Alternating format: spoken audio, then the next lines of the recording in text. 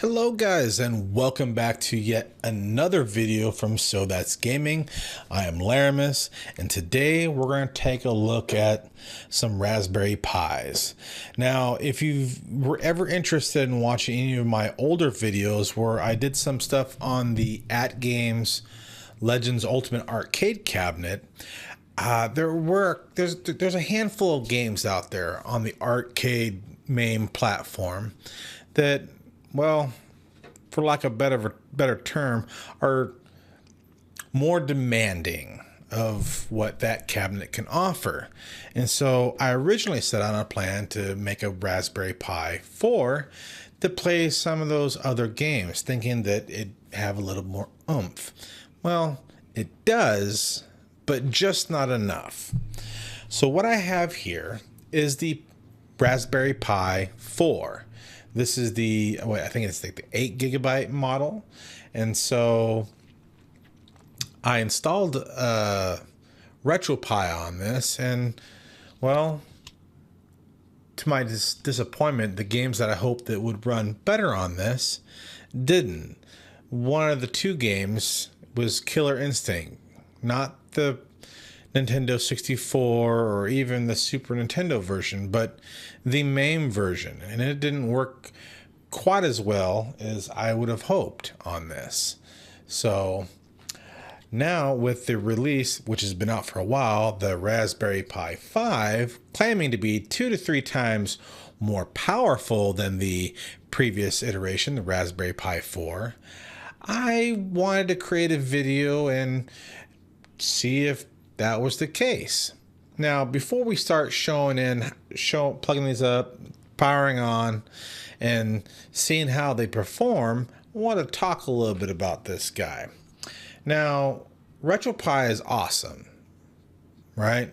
But at the time of this recording, they did not have a pre-built image for the Raspberry Pi. That doesn't mean it doesn't run. That just means that you have to install Raspberry Pi Lite or whatever, and then you got to manually install it. And in my experience, I must have messed something up because it didn't run well at all, and I couldn't get certain things to work, like loading games from the USB and whatnot. So that was a dead end. So I decided to go with Batocera, which is available for Windows and Linux and other operating systems or types of computers, so x86, ARM, what have you. So because Batocera had an image available for the 4 as well as the 5, we'll be checking out this little performance comparison with Batocera. So let's go ahead and fire up our first Pi, the Raspberry Pi 4, and just see how it performs. All right, so here we are on the Raspberry Pi 4. Now, there are so many videos that I could do about Batocera, but clearly this isn't really the video for that.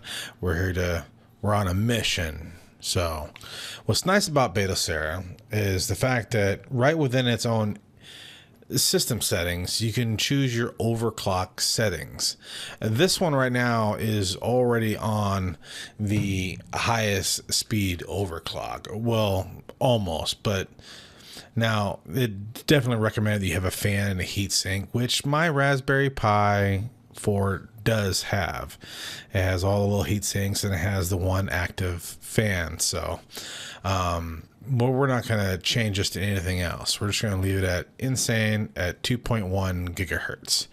And that way we're getting the most bang for our buck out of a Raspberry Pi 4. So here under all games, these are all the different games, and you got the Doom demo and whatnot, but that is not going to be the focus of this video. We're going to go with Killer Instinct, a game that I had issues running before. Xbox 360 or actually Xbox One gamepad plugged in. And so you see how quickly the scan lines scan down the screen like that. It's kind of an automatic indicator of, how quickly it loads. And even this part right here, That's running actually really slow. But in order for you to get a better idea of the gameplay, let's go ahead and, well, I guess it's still loading. Come on. There we go. I added a credit, 2 credits to start. We're gonna hit start. There you go.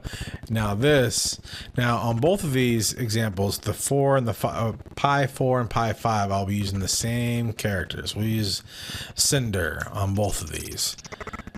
And we'll skip through that. Fighting Orchid. Now, it would be interesting if when we launched the Pi 5, I ended up choosing the same level and same character. So you see how slow the response time is. Look, it's like we're fighting on the moon. All right. So this is the Pi 4. The purpose of this video is to see how well the Pi 5 handles this exact game and how much better the performance is. I think we've seen enough. This guy is getting hurt. I'm trying. There you go. So let's exit out of here, and we're going to go ahead and shut down, and we're going to swap over to the Raspberry Pi 5. All right, we're firing up the Pi 5 now. And this actually didn't capture on the Raspberry Pi 4. I guess it was, I don't know, maybe my capture card was acting weird. I don't know. But obviously, this little bit, you can't really tell the difference.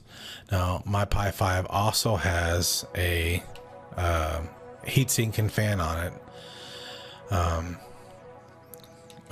The Xbox controller, you have to unplug and plug back in every time. It's kind of annoying. Okay. So let me do some setup real quick and we'll continue.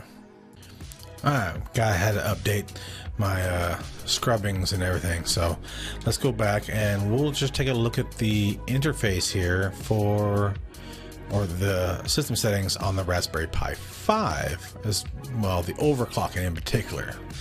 So this one I can go up to extreme, insane. Let's go ahead and use insane again. This is going to require a reboot, unfortunately, but it is what it is. So let's go ahead and let's choose that, and we're going to go back. It should tell us that we have to, there we are, reboot required to apply the new configuration. So hopefully it works. I do have a heatsink and fan on it, and right now it's just the heatsink. The fan's not running, so hopefully let's go to restart system, and hopefully we'll come back up.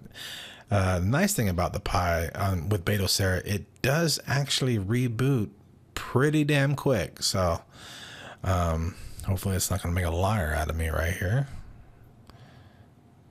Fan spinned up, turned off. There it goes. All right, I had to put the SD card in and change one of the values so that it said 2800 instead of 3000. So let's try extreme. All right, so this should save those settings, and again we're gonna reboot, and hopefully this time this time it will restart successfully. So we're going for extreme. So I think it's set in extreme, right? We'll see.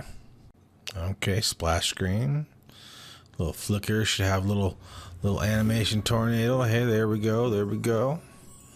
All right, looks like we're working. The Pi is not warm yet, but I'm sure as soon as I launch a game. So now this is the part where we get into the comparison to see how well the Raspberry Pi 5 runs these games. Now remember how choppy it was. So let's go ahead and launch the same game, Killer Instinct. Okay. And immediately you see how quickly those scan lines came down, much faster than on the Raspberry Pi 4. So clearly, and that seems to be spinning at the normal speed. I'd have to run it on my PC to see how quickly that normally spins, but it seems to be running very well. So let's go ahead and add ourselves a couple credits here, and we're gonna go ahead and hit start. Oh yeah, that's a big difference. And we'll come over here to Cinder again. Thunder, not the same map, but that's right. Oh yeah, so it's definitely playable now. Definitely. This is so much better. That's what it was. Sorry for the little interruption. But anyways, so yeah, now the fan's spinning up and it is getting noticeably warm. So, but just kind of goes, I don't know if this would be 2 times or if it's 3 times the performance of the Raspberry Pi 4. That's hard to say. I mean, I guess it's 2 times. And so now the similar issues were also found with Simpsons Bowling, but I'm not going to go ahead and run that because it does not like my gamepad. I do plan on making another video at some point. Let me shut this down. About trying to get the Raspberry Pi working correctly on the arcade. And so obviously this was what I was originally going to do on the Legends Ultimate, but seeing how the performance of the Raspberry Pi 5 is superior to that of the 4, I'll definitely be using the Raspberry Pi 5.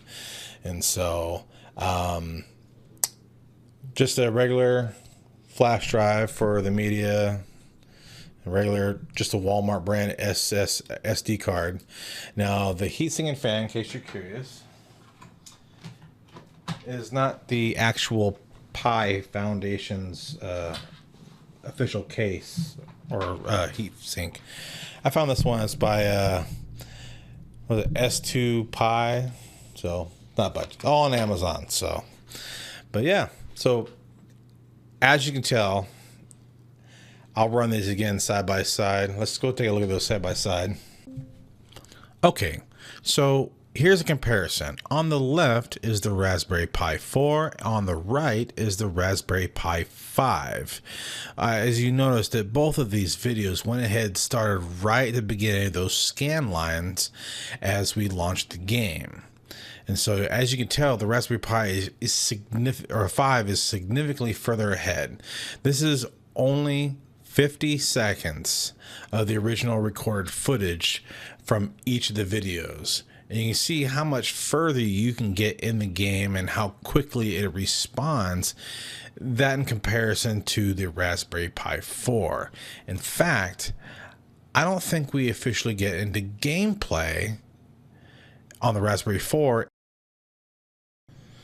All right, well, there you go. It's obviously clear, isn't it, that the Raspberry 5 is about 2 times faster and more responsive than the Raspberry Pi 4, just as Raspberry 5 claims that it is. So that's pretty cool. So thank you guys so much for watching this video. Be sure to like, comment, subscribe, ring that little bell icon to get notifications for future videos. If you have an idea for another video that involves the Raspberry Pi, be sure to let me know in the comment section below. I mean, obviously this is a gaming channel, so I would hope your idea would involve something to do with gaming. So thanks again for watching. We will see you next time. Take care.